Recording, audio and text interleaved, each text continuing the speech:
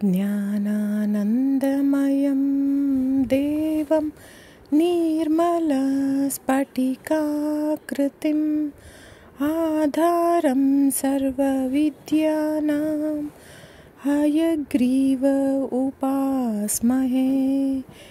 ಈ ಮಂತ್ರ ನೀವು ದಿನಕ್ಕೆ 21 ಇಲ್ಲ 11 ಬಾರಿ ಮಕ್ಕಳಿಂದ ಹೇಳಿಸ್ಬೋದು. ಇಲ್ಲ ಕೇಳಿಸೋದ್ರಿಂದ ಮಕ್ಕಳಿಗೆ ಯಾವುದೇ ರೀತಿಯಿಂದ ವಿದ್ಯೆ ಅಥವಾ ವಿದ್ಯಾಭ್ಯಾಸದಲ್ಲಿ ಆಸಕ್ತಿ ಇರದೇ ಇರೋ ಮಕ್ಕಳಿಗೆ ತುಂಬ ಒಳ್ಳೆಯದಿದು.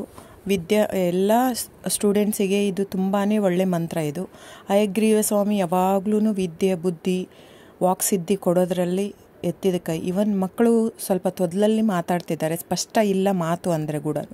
ಈ ಮಂತ್ರ ಹೇಳಿಸೋದ್ರಿಂದ ಮಕ್ಕಳು ನಿಜವಾಗ್ಲೂ ಮಾತು ಸಾಫ್ಟಾಗಿ ಬರುತ್ತೆ, ನಾರ್ಮಲಾಗಿ ಮಾತಾಡೋಕ್ಕೆ ಸ್ಟಾರ್ಟ್ ಮಾಡ್ತಾರೆ. ದಯವಿಟ್ಟು ಈ ಮಂತ್ರನ ಟ್ರೈ ಮಾಡಿ. Thank you so much friends. ಜ್ಞಾನಾನಂದಮಯಂ ದೇವಂ ನಿರ್ಮಲಸ್ಫಟಿಕಾಕೃತಿಂ ಆಧಾರಂ ಸರ್ವವಿದ್ಯಾನಾಂ ಹಯಗ್ರೀವ ಉಪಾಸ್ಮಹೇ.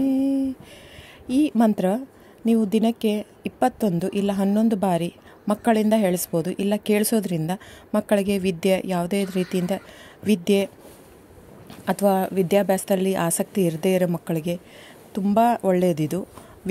ಎಲ್ಲ ಸ್ಟೂಡೆಂಟ್ಸಿಗೆ ಇದು ತುಂಬಾ ಒಳ್ಳೆ ಮಂತ್ರ. ಇದು ಹಯಗ್ರೀವ ಸ್ವಾಮಿ ಯಾವಾಗ್ಲೂ ವಿದ್ಯೆ, ಬುದ್ಧಿ, ವಾಕ್ಸಿದ್ಧಿ ಕೊಡೋದ್ರಲ್ಲಿ ಎತ್ತಿದ ಕೈ. ಇವನ್ ಮಕ್ಕಳು ಸ್ವಲ್ಪ ತೊದಲಲ್ಲಿ ಮಾತಾಡ್ತಿದ್ದಾರೆ, ಸ್ಪಷ್ಟ ಇಲ್ಲ ಮಾತು ಅಂದರೆ ಕೂಡ. ಈ ಮಂತ್ರ ಹೇಳಿಸೋದ್ರಿಂದ ಮಕ್ಕಳು ನಿಜವಾಗ್ಲೂ ಮಾತು ಸಾಫ್ಟಾಗಿ ಬರುತ್ತೆ, ನಾರ್ಮಲಾಗಿ ಮಾತಾಡೋಕ್ಕೆ ಸ್ಟಾರ್ಟ್ ಮಾಡ್ತಾರೆ. ದಯವಿಟ್ಟು ಈ ಮಂತ್ರನ ಟ್ರೈ ಮಾಡಿ. Thank you so much friends.